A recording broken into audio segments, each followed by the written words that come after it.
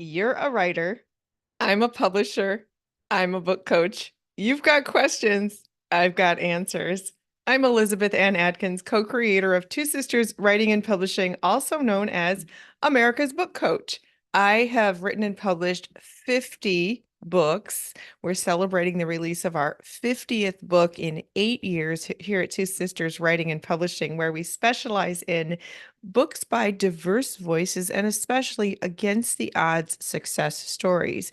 Our latest book for Pride 2024 is Joyously Free: Stories and Tips to Live Your Truth as LGBTQ plus people, parents, and allies. I co-wrote this book with Joni Lindenmeyer, and we have 2 days of book signings at Motor City Pride Detroit, June 8th and 9th. So if you're in the area, please stop by our booth 150, get your book. Which you can also get at twosisterswriting.com, and you can also get it wherever books are sold online. So really exciting times because 50 books in 8 years is huge. We've done so much work and learned so much, and I'm here to share it with you. My co-author and I go live every Friday here on the Two Sisters Writing and Publishing YouTube channel. And we talk about the whole process because I coached her to write her book in 5 months. Then we published it, and she is an absolute powerhouse, always promoting, going to events, speaking, selling books to people in the airport. I mean, she's incredible. So we have so much knowledge from two different perspectives. As the first-time author, that's her, and me as the experienced best-selling author by New York publishers, as well as by our company, which is Hybrid. So I'm bringing my expertise to you. I want to hear your questions. Please put them in the comments. I would love, love, love to answer any questions you have having about writing, publishing, and promoting your book, whether it's a memoir, a business book, a novel, a poetry book, whatever it is. I'm here to help you. So ask away. Meanwhile, before your questions pour in, I am answering some of the most common questions that I get as a publisher and book coach. And one of them is, how do you find the motivation, the discipline to actually do the writing? Because without the writing, there's no book. You can have the most phenomenal, mind-blowing idea, but unless you sit down and do the work, there is no book. Likewise, if you've written chapter one and it's gorgeous and polished beyond measure, but you don't finish the book, you can't publish it. So, motivation and discipline. I am almost finished with my next book called The Bis Tribe: Activating Your Goddess Power. I have been working on this book for years, and I run our company during the day. So I reserve my evenings and weekends for writing my own books. And therefore, that takes tremendous discipline because when the weekend hits, most people want to have a good time. And it's important to balance your hard work with fun, but you do need to do a temporary sacrifice in order to actually get the work done. So this past weekend, I went out Friday evening with friends, had an amazing time, and then Saturday and Sunday, I was totally right here at my desk in my genius zone, rocking it. And guess what? I'm almost done with my book. It is so thrilling. I can't even, nothing feels better than actually finishing your book. And in the meantime, being in the zone, in your flow state, where the writing is just pouring out of you like an out of body experience. You feel like a channel and it's just flowing. Your fingers are on the keyboard and it's just flowing through you. It feels like magic. So, in order to get to that flow state, you really have to shut out the noise, turn off the phone, ignore, or let people know you're not available for 2 hours, you're working, or all day, or whatever you're going to do.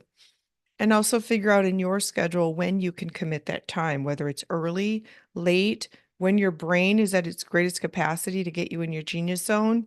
I know that mine is in the morning when I've just had my coffee and my avocado or my green drink, and I rock it.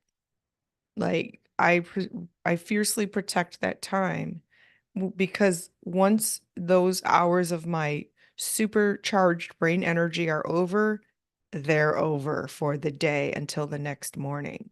Yes, my brain still works great in the afternoon and evening, but it's not as razor sharp as the morning. So I know this about my own writing rhythm as an author and as an editor of all the books that we publish. So I save the mental heavy lifting. Like if I have to do the final edit on a book, I for one of our authors, I save it till morning. So for you, you have to know your highest energy level because if you sit down and write and you're in a slump, you're not going to be productive and therefore you will lack the discipline and motivation required to do the writing. You need to be in that exciting, high energy flow state so that that will propel you forward and you're productive in your writing. Because if you're writing garbage or sludge that comes out of a sluggish brain, that's just counterproductive. So, motivation and discipline are rooted in energy. You need to know your best energy times, and you need to be motivated and disciplined to look at the big picture. Every minute that you spend writing is going to propel your book closer toward the last page, the end, and therefore a published book.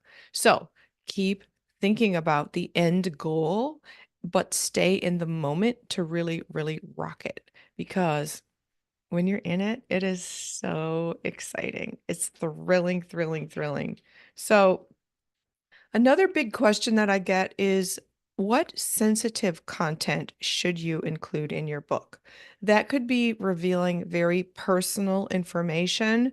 That could be revealing stories about yourself, and they could involve other people that perhaps you've never revealed or talked about, that only you and the people involved or the person involved are aware of. So I've ghostwritten a lot of books for people, and they've told me stories that they've confided in me and asked, should we include this? And my question is, what's the benefit? So if someone revealed to me that they had an affair decades ago and nobody knows about it, not their spouse, not their grown kids, nobody knows, their friends, I'm like, what's the value of including a story like that in your book? And so we sit and we talk about it. And I also say, if it'll do more harm than good, leave it out. And there are ways around it. You could say something like, I heard of a situation where XYZ occurred. So you're not outing yourself and your secret. You're simply raising the scenario as a cautionary tale that can help other people. Likewise, I ask about how will this affect anybody who's involved? Are there any legalities? If you're accusing them of any criminal behavior or is something incriminating, you really need to think about why you're doing that and talk to a lawyer first, because you definitely don't want to get sued, especially if there was no public record. So if something criminal did occur, and there was a police report or some kind of legal filing, a court case and such, that's public information and it's documented as such, and therefore you're free to use it. Even if the charges were dropped, it's still in the public record, so you're free to use it. However, if this one comes up a lot. Somebody asks me, well, my uncle sexually abused me as a child, and I want to put it in my book because it traumatized me, but I never told anybody till I was grown, or maybe I never told anybody at all, and he's still alive, or if he's dead, everybody will know it was him. And do you want to bring that on your family and just open up that Pandora's box of people's reactions and such? Shame, blame, criticism. So you have to decide what would be the ramifications of something and also talk to a lawyer. Because if you accuse someone of criminality and there were no police reports or charges filed, um, it's your word against theirs. And so, again, when in doubt, talk to a lawyer because you want to make sure that however you proceed is legal and safe for you.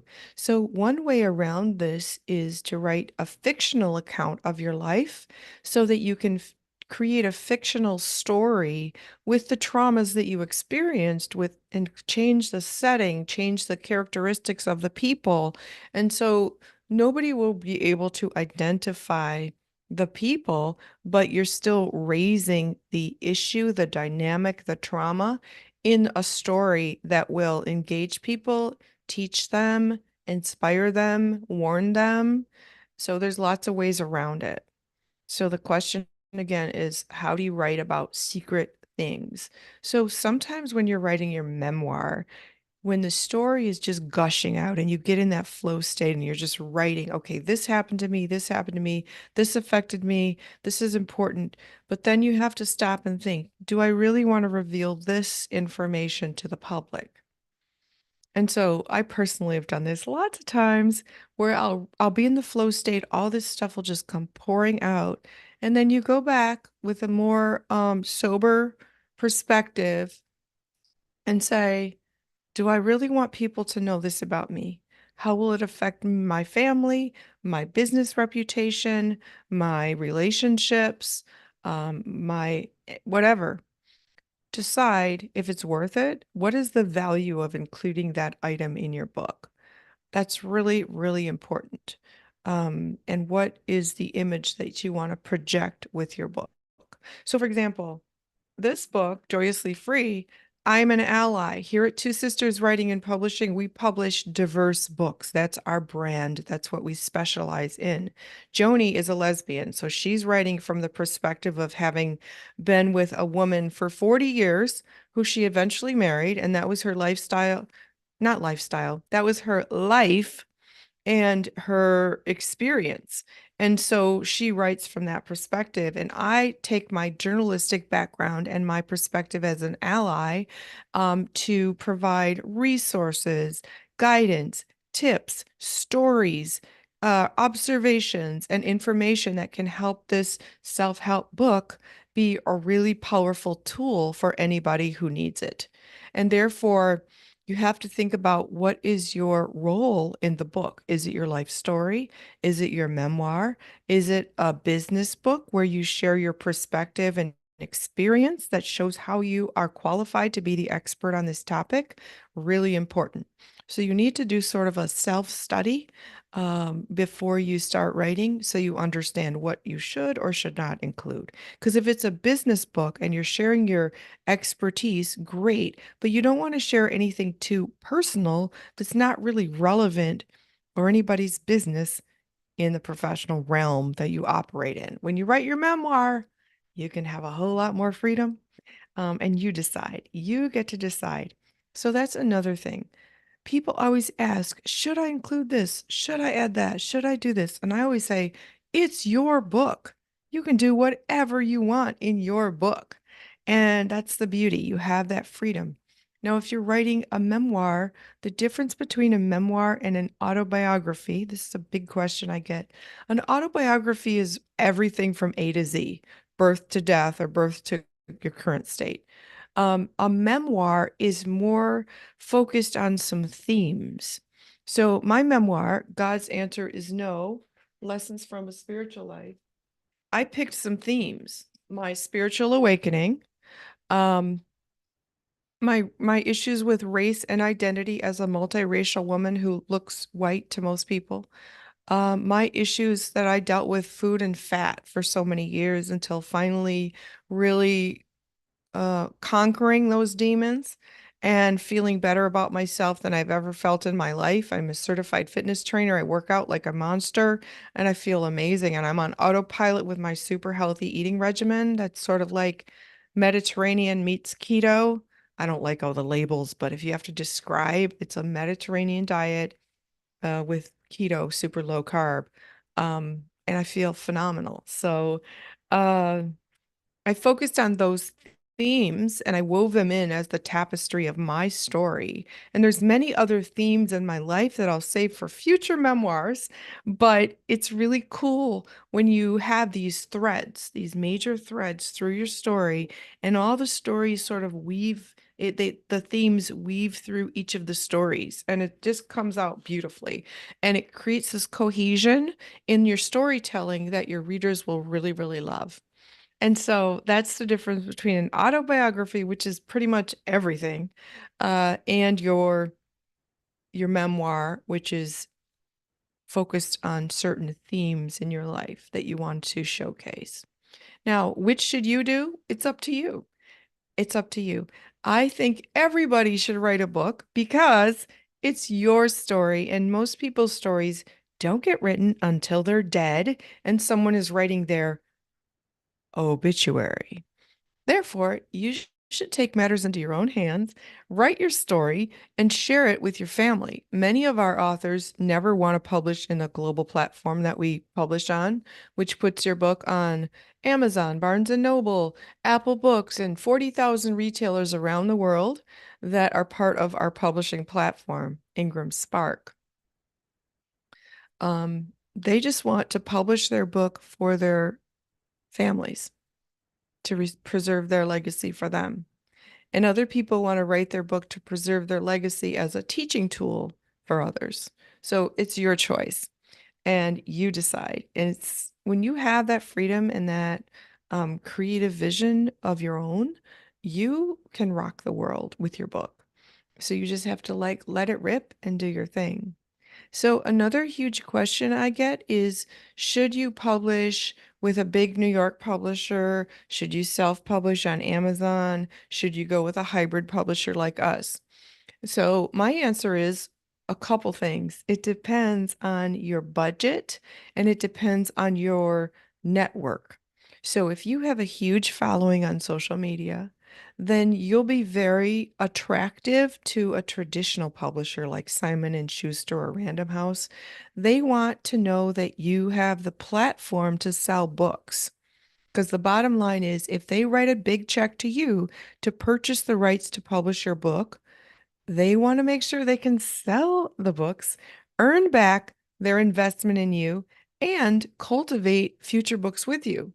It's not a one and done, it's an investment.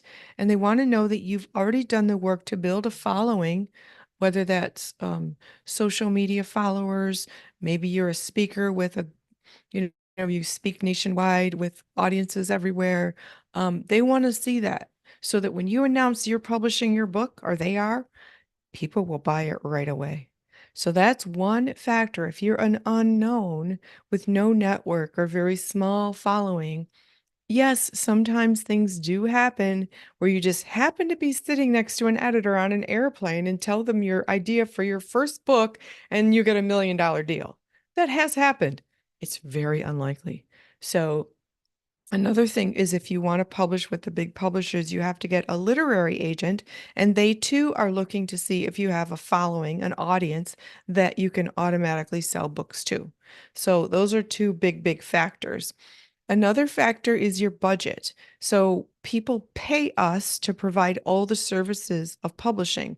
It's a one-stop shop where we publish, edit, promote your book, and get it on a global platform, and we guide you. It's a lifelong relationship because for the life of your book, we are here to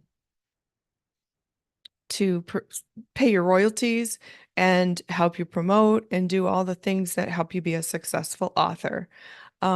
So not everybody has a budget for that to pay us, and then order their own books and such.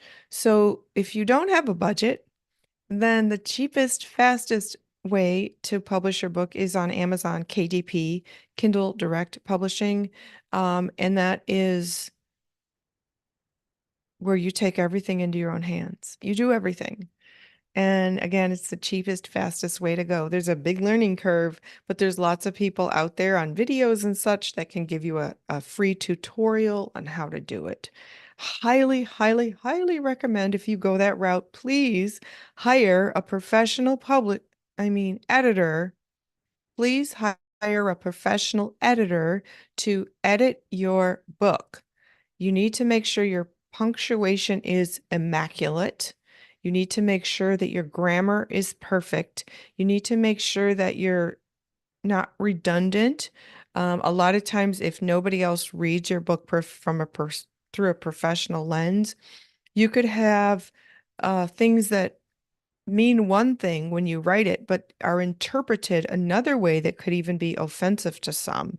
So it's really important to have people proofread your book for that through that sensitivity lens, especially if you're dealing with sensitive topics, and make sure that your book is filtered through multiple perspectives. Not people who are going to say change your book or don't do this. People who just have an eye for proofreading and giving solid, advised, informed guidance to you to make sure that your book is on par with resonating with all the people you're trying to reach. So while we're at it, your audience. Many people are like, my book is for everybody. Well, that's great if everybody reads it. But to start off, you need to know who you're writing for so that you can write to them and you can also market your book accordingly. So if your target audience is new moms, for example, you need to know where do new moms congregate online and in person. How can you find them? How can you market to them? How can you make sure that you engage with them so that they will order your book, invite you to speak, have you come to their book clubs? So, really, really important to understand before you start writing who you're writing for. That clarity is worth its weight in gold because the person who scatters their message all over the place is going to have a very scattered result. And that's not cool. You want to have target reach so that they will spread the word to their communities and therefore help you market your book just through word of mouth, which is extremely powerful. So another question that I get is, should you have a hardcover version of your book or just paperback and ebook? Well, it's your choice. When you publish with us, or if you publish on other ways online, you have a choice. And the benefits of having a hardcover with a book jacket is, first of all, it's beautiful. And the book jacket is just one more way to enhance people. And it's glossy and thick and really high quality, and you got the hardcover here. Um, there are many readers who prefer a hardcover book to put in their book collection if they have a library at home or if they think it's a special subject matter that they want. So I published my memoir in hardcover as well as paperback. Some people only want a paperback, like my mother's book, her memoir. She only wanted a paperback version of her book. That was her choice. And so we published it in paperback and ebook. So it's your choice. Another benefit is depending on who your audience is, paperbacks are less expensive and they're lighter to carry. So if you're targeting an audience that might not be as affluent as another book might be trying to reach, paperback is the way to go because they're going to want to spend $19.99 as opposed to perhaps $30 for their hardcover. So pricing and your audience is um, a, a key factor you should consider whether to publish a hardcover book with your paperback. Another thing is the expense to you. So if you did a hardcover with us, that's one more expense to the graphic designer who does the book cover, because they have to design your book jacket in addition to your paperback, which is simply the front and back. They have to do the flaps, and it's a whole separate engagement and expense. So it depends on your personal taste as well as your budget on whether you're going to have a hardcover. Now, if you're publishing with the big five publishers, big four publishers in New York, they'll decide if you have a hardcover. When I published my first three novels through St. Martin's Press on the Tor Forge imprint, they did the hardcover first, and then a year later, they did the paperback release. So it was really interesting to follow that. Now, in our hybrid publishing company, we publish the paperback and hardcover and ebook all at once. So There's lots of variations, but the bottom line with everything I share here on the Two Sisters Writing and Publishing channel is when you're the writer, you have so much freedom, so much creative vision to do what you want, to make the book your magic contribution to the world. And we're here to help. So please visit twosisterswriting.com. If you'd like to write your book with me, I have a program, Write Your Book This Summer, coming soon. If you're interested, please drop me a comment and email me at twosisterswriting.com, info@twosisterswriting.com. And I would love to help escort you on your book writing journey by teaching you everything you need to know to write, publish, and promote your book. Please share this with anybody you know who's trying to write a book or who just wants to learn about the process for future reference. Again, I think everybody should write a book because it's your story, it's your life, and it will help you heal. It will help you release. It will help you understand yourself. It will help boost your confidence when you see what you've survived and how you made it through and how you're here to testify about all that you've been through and share it with other people that can help them. So, writing a book is one of the greatest life accomplishments you can make. It's so powerful. So exciting. I can't wait to share my next book, The Bis Tribe, Activating Your Goddess Power, with you because it is magical. It is phenomenal. It's empowering. You can get your copy at twosisterswriting.com in our bookstore. You can also order our newest book, Joyously Free, at twosisterswriting.com in our bookstore. And we immensely appreciate your support. So, I'm Elizabeth Ann Atkins, also known as America's Book Coach, co-founder of Two Sisters Writing and Publishing, here on our channel, sharing everything you need to know to write, publish, and promote your book. Thank you for watching this, and also please check out the long playlist of me and our author, Joni Lindenmeyer, going live every Friday at noon Eastern Time, talking about everything you need to know to write, publish, and promote your book from our perspectives with me as the publisher and book coach and her as the best-selling author. So please join us, listen, learn, and happy writing. I'll see you next time.